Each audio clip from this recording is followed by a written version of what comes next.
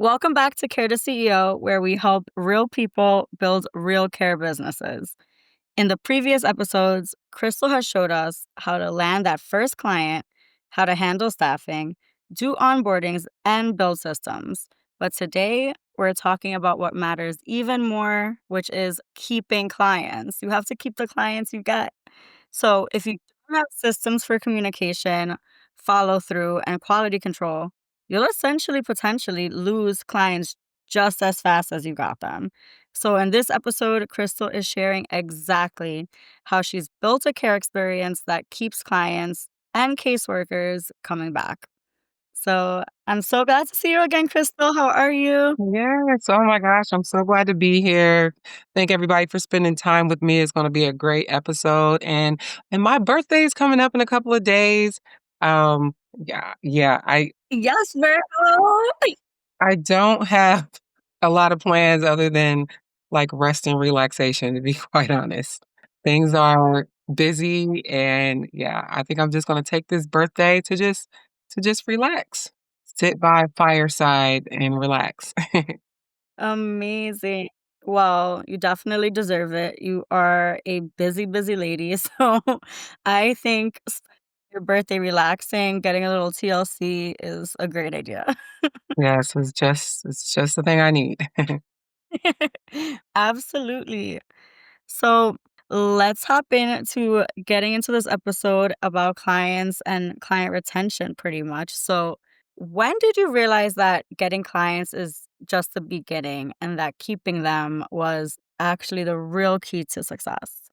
So I think I first realized when one of my first families told me, "We've had 3 different agencies in the last 6 months," and they were just exhausted. And, that conversation in itself just showed me that, retention is everything, and getting a client costs money and energy, but really, keeping them builds that profit. And so your reputation grows when the families feel that stability, and not just turnover all the time. So, that was really a real moment for me. And then from that moment, it happens all the time. Families come to me and they're like, they've been to so many different agencies. When I look at the history of how many different companies or different, even independent caregivers that some of my individuals have had, it's like, wow, so I had to really look at, you know, what is causing that, and I think that the real issue is just kind of building relationships and just hearing them out and really just providing that care that's unique to the person you're serving, because everyone's different. Every family's different and everyone has different needs. So you just have to really, listen and pay attention to what's going on so that you can get that really unique and diverse care that is needed for every person you're serving. Absolutely. And everyone is definitely different in their each in their own way. So what does a great first week look like for a new client in your agency? Even though everyone is different and unique, but what are you doing to make them feel safe and supported from day one? So the first week really does set the tone. We're going to establish some routines. And of course, by this time, we've had, a lot of communication between their supports, be it their caseworkers, their family, their doctors. So we have a good idea of what we're working with, but you really never know until you actually, you land that client and in my case, they're going to come live in one of our homes. So they're a 24-hour, individual that we're working with. So even though we may have came up with a plan with the family and their supports, once they get there, things change all the time. So we are going to establish some routines. We're going to establish maybe new care providers. We are going to set some new expectations, possibly. And of course, we still have to go from their plan and follow what was already set in place in their plan. But sometimes you do have to deviate a bit because I like uh, I like to say that we get individuals, and often there's a honeymoon period, especially when we get those, the youth, like the teenagers. You can get them in and everything can be going good for like 30 days, and I often call that the honeymoon period because then next thing you know, they may kinda go back to their old ways of maybe running away or skipping school or things of that nature, so you just have to, set some new ground and go back in and just set a new plan, and, um and so, yeah, that's a good first week, I would say, meeting your caregivers, meeting your team. I like to do that in advance. Everyone who's going to be working with the individual, no matter what shift, I like them to meet in advance, so it's not like the first time. Let's see. I was going to say a scenario is one family told me that this is the first time that they haven't felt like just another number. So that reassured me that what we do is priceless. Absolutely, that's so important, and in terms of making them feel like they're not a number Right. and having that experience for them, how do you teach your team to show up for them? How do you teach them to show up with professionalism, but not just in the care delivery, but also in the communication and the trust aspect? Yeah, so great question. I tell my team that professionalism means more than just showing up. It's how you communicate. It's how you represent our agency. So, and that goes for not just while you're on the clock, but things that you do off the clock as well. We make sure that when they meet individuals for the first time, introduce yourself, make sure that they feel safe, and and of course, then there's, procedural, things that we teach them as well as, hauling off responsibly because, the next person is relying on knowing, being relieved once you get there and, reporting, incidents in a timely manner and reporting it accurately. So these are the small habits that, build trust with not only the clients, but also the caseworkers and their supports and their family. Absolutely, those are definitely, all important and I can see how those build trust. And building on that, what are some of the reasons that you think care businesses lose clients? Do you think it's they're not building those foundational things that you are, or what are some reasons you think that businesses can lose clients, and how can they kind of avoid that early on? Okay, so I don't know if this is like actual statistics, but I'm gonna say for me, and from my experience, the top 3 reasons would be poor communication, inconsistent staffing, and just lack of follow-up. So you can avoid these errors by setting clear expectations for everyone, having backup staff, um, making client check-ins because your staff is working at different homes, and sometimes when there's no oversight, they can feel like they can do whatever they want to do. So you need to not only check in just to kind of make sure things are happening the way they should be, but that also reassures the client also that that someone there's oversight and accountability. For instance, I had a client who was about to leave because of a scheduling mix-up, and that wasn't too long ago, but we respond pretty quickly, and, when my clients or their families have issues, I try to I try to take care of it quickly, like, 24, 48 hours tops. If they don't like a staff member they're working with or they're just not mixing well, I try to handle these sort of things, like, right now. So, long story short, that client, did end up staying with us, and eventually we saved that relationship, and, this has been a long-standing client with us. So, this is just everyday, you know, situations that we, take care of. Absolutely, that's super important to be able to take that experience and, switch it around and make it Yeah. a positive experience that is a long-term client. But speaking about check-ins, how often do you check in with families or caseworkers, and what does that communication look like for each families and caseworkers?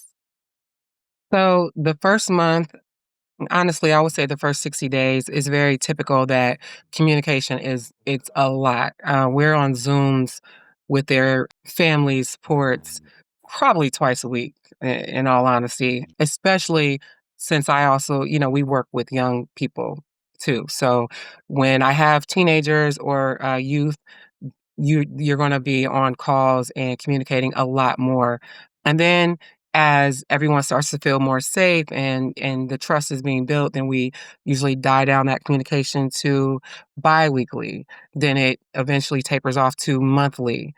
So then we have more short, intentional, communications, a text, a quick email, um, a short phone call. So that's a typical, individual, I would say. So the goal is just to keep everyone in the loop and, so that small issues don't become, something big. Absolutely, yeah. And in terms of check-ins, for example, on Zoom, are those like scheduled check-in times that you have with clients? Yes, I mean, I so, like, for instance, we have a youth house that it's nothing, just it's just teenagers there, right? Each one of them who has a pretty large team.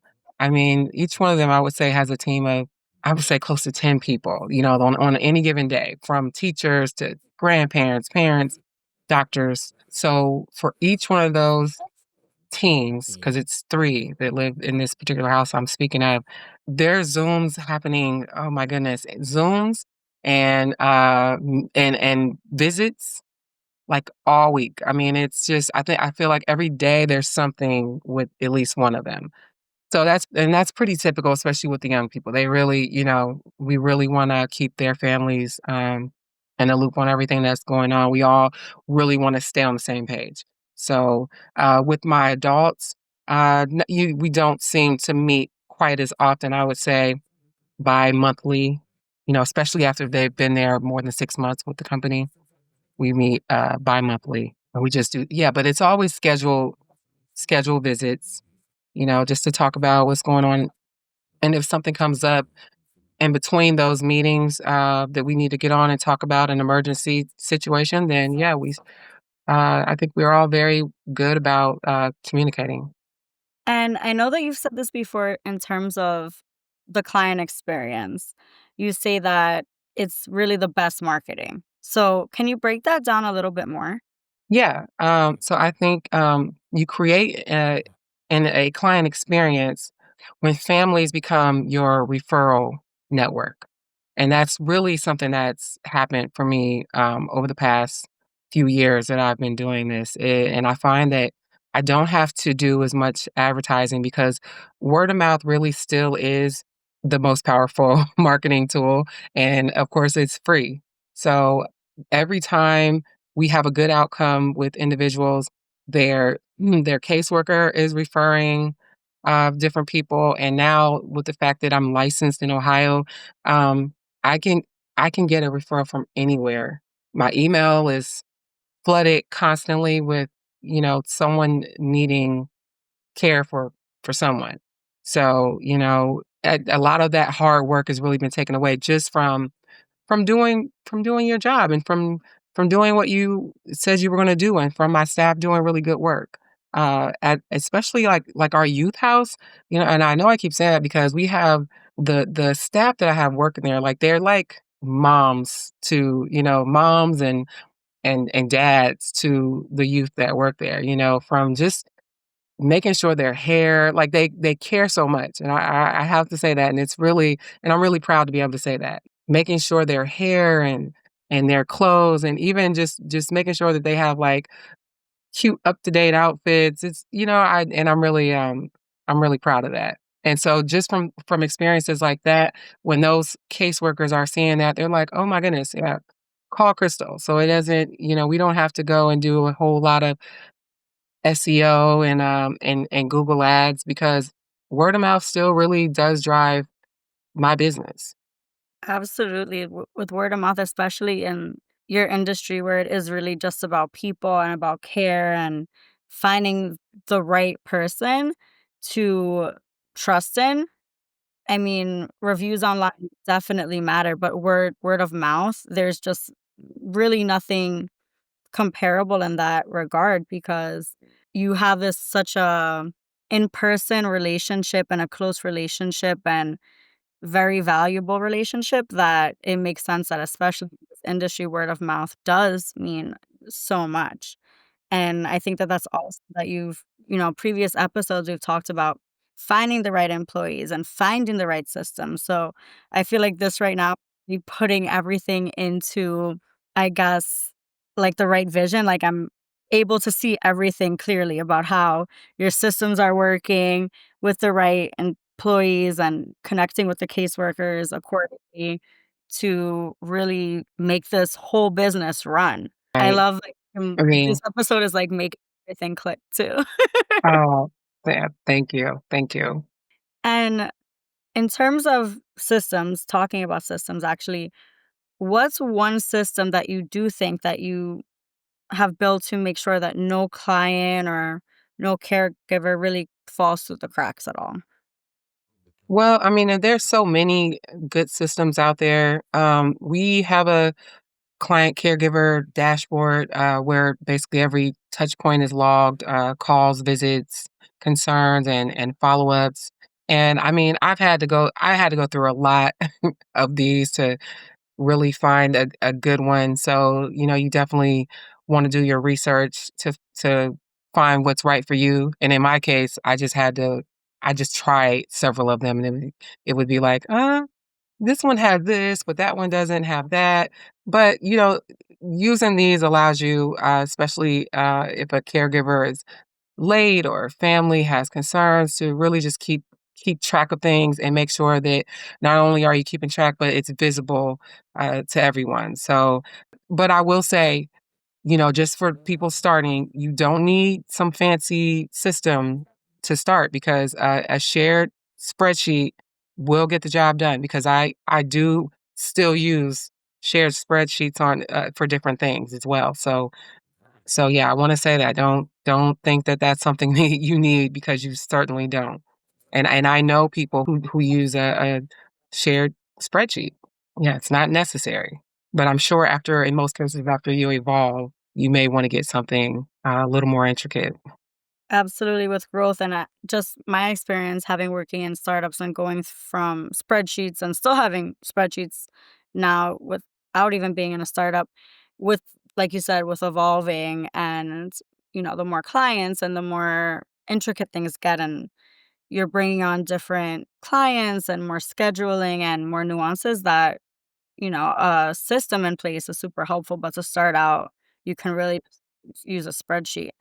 Well, I know you mentioned the system you like now. What system do you use now that you think is helpful for your business? Okay, so we're transitioning out of something called Access Care, which a mentor taught me about, which I do love that system, but we're probably we are we are going into another system because it is basically already integrated into the like DODD system in the first place. It'll make life a lot easier for us in terms of connecting with caseworkers and the supports of the clients. So so we are making another move as far as system wise and it is the sand data. So anyone watching this, if you are already looking to do this or you already do this, then they absolutely know what sand data is and EVV. It is a required system that we all have to use anyway. So I am just going to make that system my reporting documentation system for the company because I think it'll make life easier. Right. And that's just a testament to how you are continuing to evolve, right? Like we're talking about you change the systems and you get different systems with growth and evolving. So proof that you are continuing to grow anyway. Yeah, and I'm not afraid to. I mean, it can be a headache. No, for sure.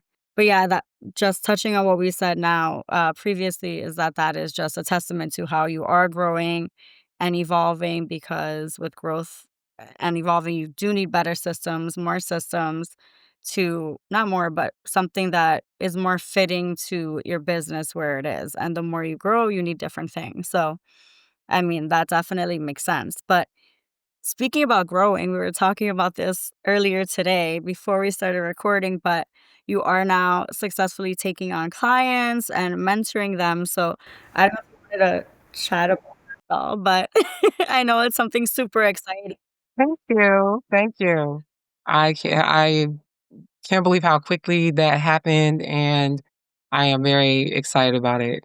That that is now I'm getting into my passion, like, my not that this isn't my passion, but this is, like, a whole 'nother side to my passion, which is mentoring others.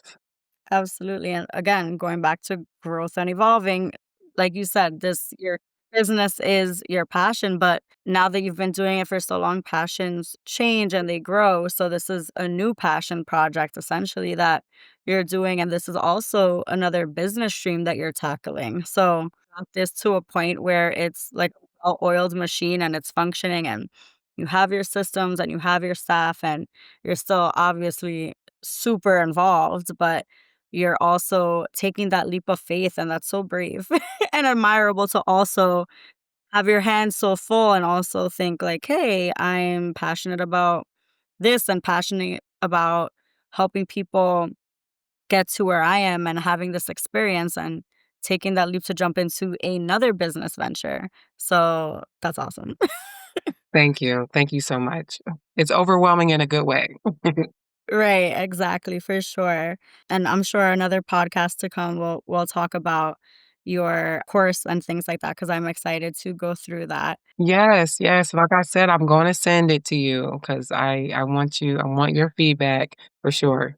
Absolutely. I cannot wait because I'm so curious as to not only how you balance all these things, but now we're talking about clients in your care business, but now you have this new subset of clients, this different set of clients. So I'm curious to see where this is in the next, few months or a year and how you manage that because now that you have this foundation for systems and processes in a very different industry, I wonder how that will translate or if it's going to be. Right. So I am in a recalibration stage right now of really, like you said, I am trying to do the the best at balancing it all out. So I'm in a transformation stage for sure.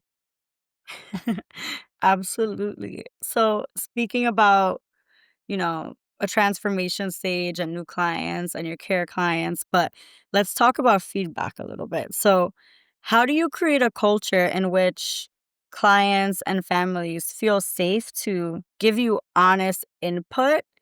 And not only how do you really act on it, but how do you even track that and maintain that and, implement change for that feedback? So I just try to make feedback a regular part of a relationship, and I think that's just how I am in general, whether it's business or personal. I don't want to just hear from you when something's wrong.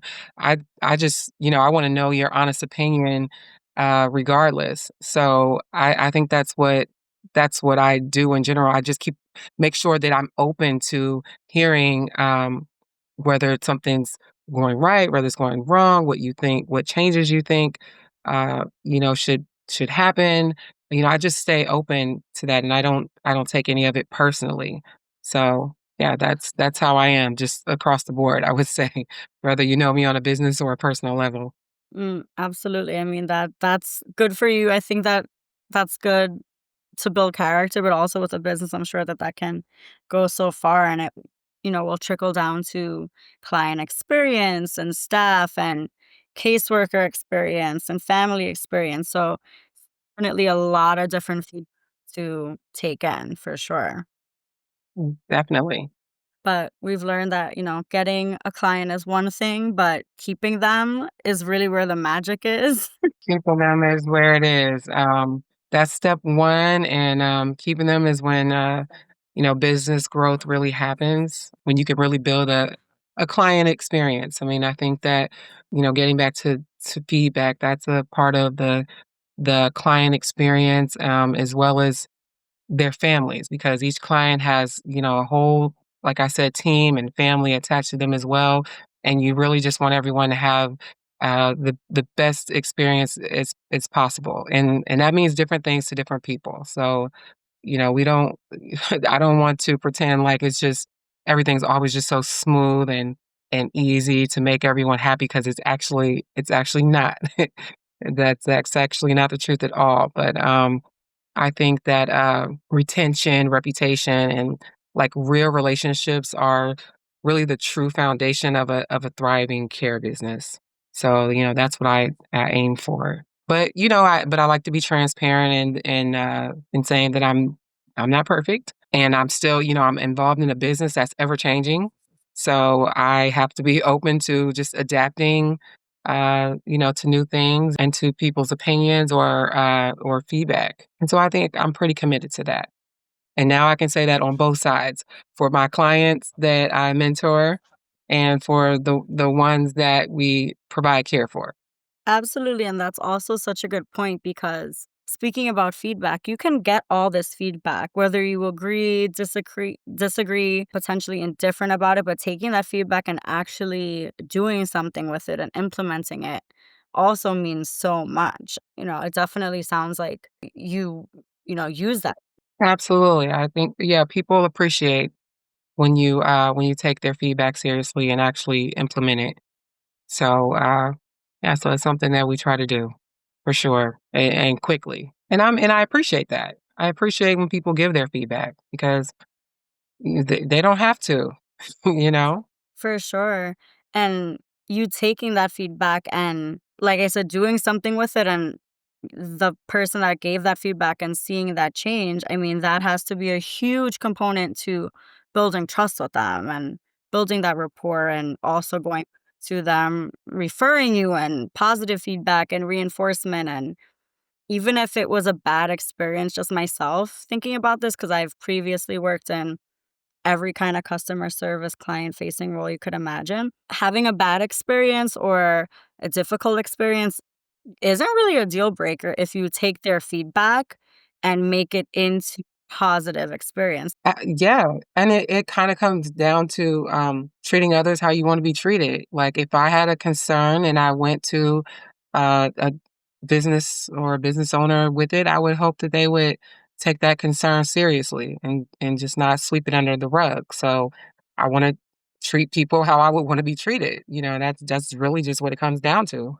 Absolutely, especially in the caregiving industry, 100%. It's all about, being treated well. You want that empathy, you want that genuine relationship and that overall good experience, regardless if there was a mistake, regardless if it was perfect from day one. I mean, this is so many people, so many things. It's rare that everything will be perfect, but taking feedback and taking those conversations with clients and with caseworkers and really taking that and navigating it into a positive experience and having that speak for itself essentially with word of mouth. So it's definitely great to see it all come full circle. You know what I mean?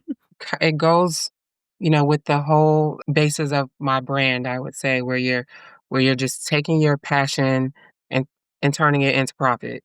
Literally, and in saying that, I can say just taking who I naturally am, or someone else, just taking your natural gifts, natural character, and just using it to create profit as well. Because why not? Why do something that you don't care about? Just use who you already are, who you naturally are.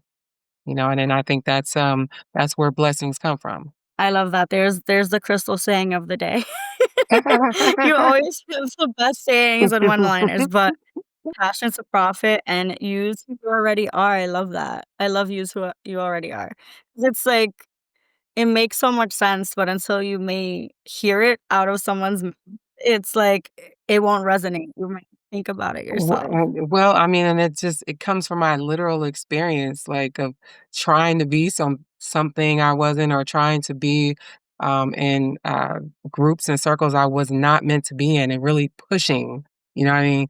Pushing with everything you had in you to try to fit into something you just didn't fit into.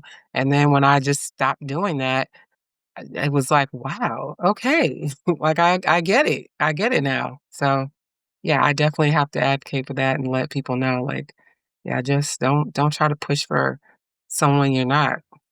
Just be you and things will fall into place. Absolutely, and that also clearly, like, trickles down to staff and everyone you work with, because genuine being true to yourself feeling is so transparent and felt, that empathy is evident. Because now you have to find other people to work for you and with you that have that same mindset, and that's not always easy. Exactly, exactly, no, for sure, but clearly that's really helps with not only obviously getting the client in the door, but keeping them.